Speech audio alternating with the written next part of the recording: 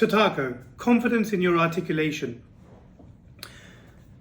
When you make calls, how you come across, how you project yourself is really the first thing that your client or your candidate has to be able to evaluate what they think of you.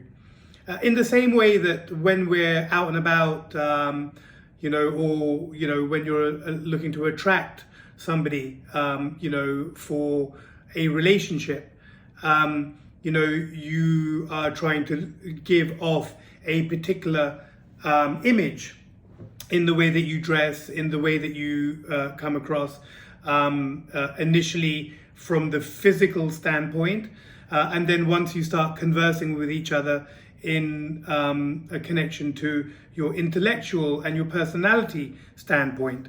So how you articulate yourself when you are speaking to clients in particular, but also to candidates, is of utmost importance.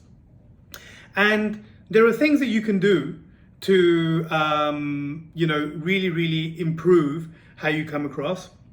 And one of them that I've seen many successful people use that conduct a lot of their business on the telephone is standing up and making your call standing up. First, you prepare your call, you decide what you want to say, and then you also write down potentially what objections that could be fired at you and have, some kind of response that you've decided on giving to those objections.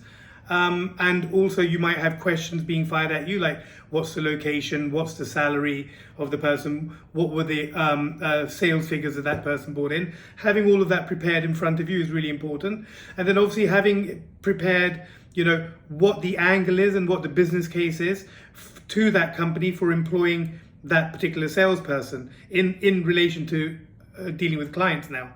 But when you make that call, standing up and making that call, having that energy in your voice, that enthusiasm goes a very, very long way when talking to clients. So if you're going to sit down in your chair and slouch and make the call in a very low voice, with not very much energy, that will be interpreted as a lack of confidence. All right, I can tell you that now.